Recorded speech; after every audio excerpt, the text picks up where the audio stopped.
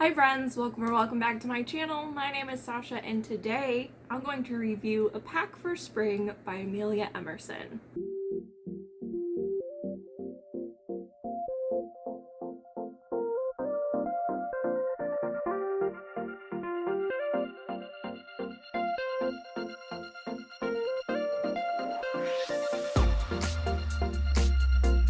Before we get started, I do have to say a huge thank you to NetGalley, the publishing marketing team, and the author for sending me an e-arc in exchange for an honest review. A Pack for Spring is set to be published on April 14th, 2026. It's currently April 10th when I'm filming this, and I did read this book in March, so I'm gonna try and get this video up before or maybe on publication day. I'm not sure. This book was 336 pages. It's fiction, fantasy, romance, cozy, omegaverse. It has disability representation and diverse characters. Returning to Starlight Grove and the cozy omegaverse that Amelia Emerson and Eliana Lee have created might be my favorite thing to do every year, and I do in fact reread A Pack for Autumn every autumn and A Pack for Winter every winter. This is book 1 and 2 in the series respectively, and A Pack for Spring is book 3. I wouldn't say you have to read these books before you read A Pack for Spring. They are considered standalone novels. However, you are going to meet these characters from these books when you read A Pack for Spring, and you might be missing some inside jokes, a little bit of context, things like that. So keep that in mind if you're going to pick up this one and just start on book number 3. Amelia Emerson makes it a point in all of the books I've read of hers so far. I've read A Pack for Autumn, I've read Forbidden Part 1 and 2, I read Cherished, I've read His Tesoro and His Juliet, and I think that's all of them that I've read so far. She makes it a point to not only include a diverse set of characters, but also characters who live with various different chronic illnesses. In the past, she's done characters with PCOS, with PMDD, and with many other chronic illnesses that you might see in real life just meeting people out and about. The way she writes these characters is very true to my own experiences with chronic illness and dealing with them on a daily basis, having to deal with the grief of suddenly becoming disabled, sort of all of these very touchy, sensitive topics. They're handled with such care and expertise that I recommend these books to anyone who either is chronically ill or disabled or wants a better understanding of people dealing with those issues in more of like a fantasy-esque setting. In A Pack for Spring, we are finally fully introduced to the Omega Lucy, who struggles with self-doubt, self-worth, and distinguishing her own wants from others' expectations. Her mind is a thorny loop of negative self-talk from her ex-partners, and she struggles to rewrite her own mental narrative about herself as a person, businesswoman, and even as an Omega. I don't know if you've had this experience where you have a book, it's been sitting on your shelves, or you pick up a brand new book, start reading it, open it, and the date is the same as the day that you're starting reading it. Like the characters are in March and you're also in March, which obviously if you're reading A Pack for Spring, it's set in the same time as spring, okay? So that's not exactly what I'm referencing here, but have you ever had that experience where you're like, oh, this is kismet, this was meant to be, like, what a weird coincidence that this thing is happening at the same time.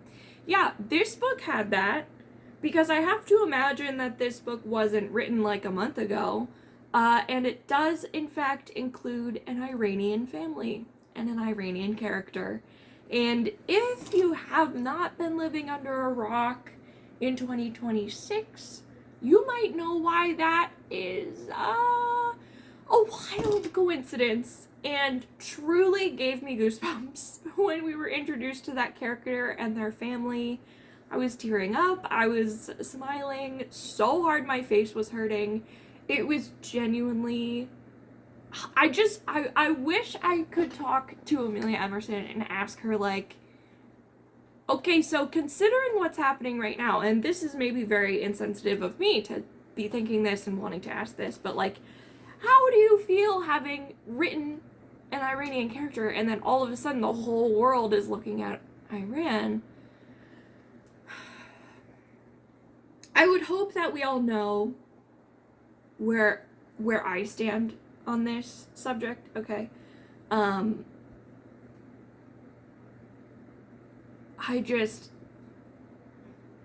can't even put into words how upset I am by the state of the world.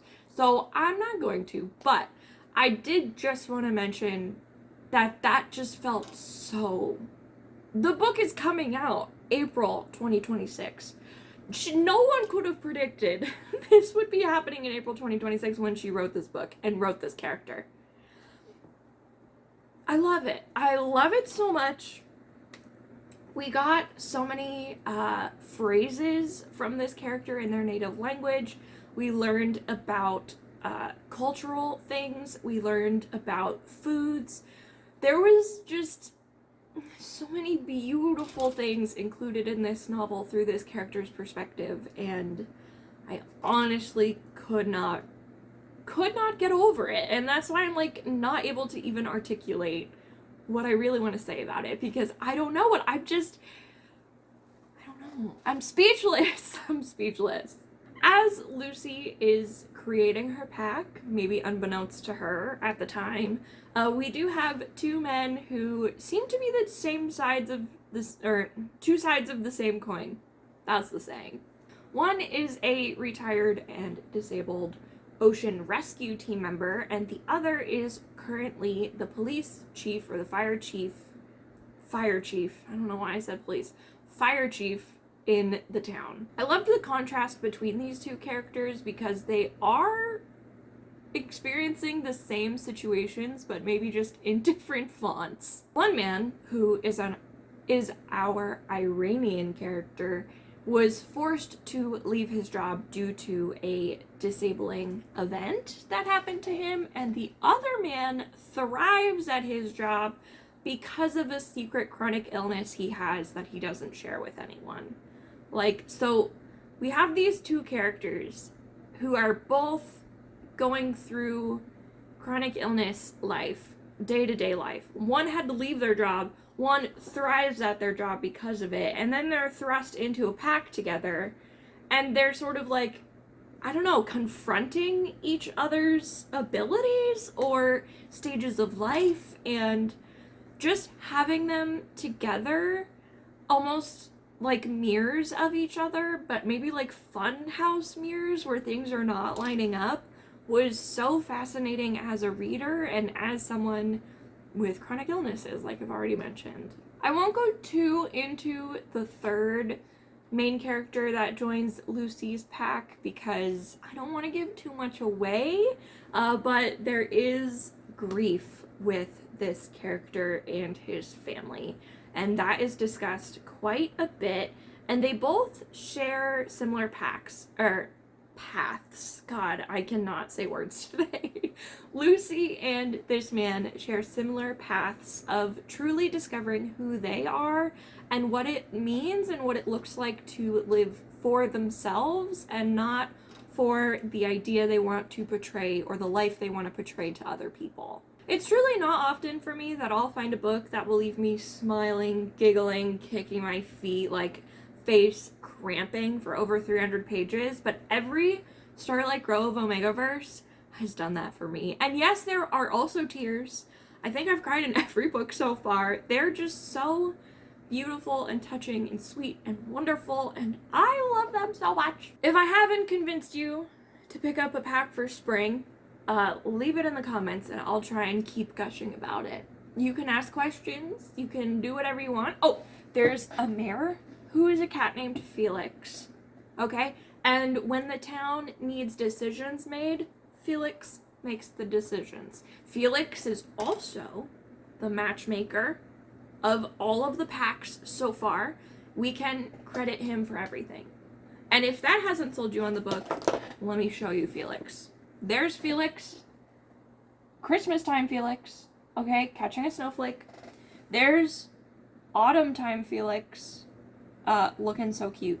And eventually I will have a physical copy of spring, and I will show you spring Felix probably when I do my review of A Pack for Summer, because I do also have an arc. I had to get all of my reviews for A Pack for Spring up and posted before I started reading A Pack for Summer, because I knew my little brain, my little wibbly wobbly brain, was not going to be able to compute having read both books without having discussed them one at a time. So I'm going to stop yapping about Omegaverse and how wonderful it is. I hope I've convinced you to read any of these books. If you have any questions about Omegaverse or just anything in general, you can leave a comment below. Otherwise, thank you so much for watching. I hope you have a great day or night wherever you are. Stay safe, stay healthy, and I will see you next time. Bye!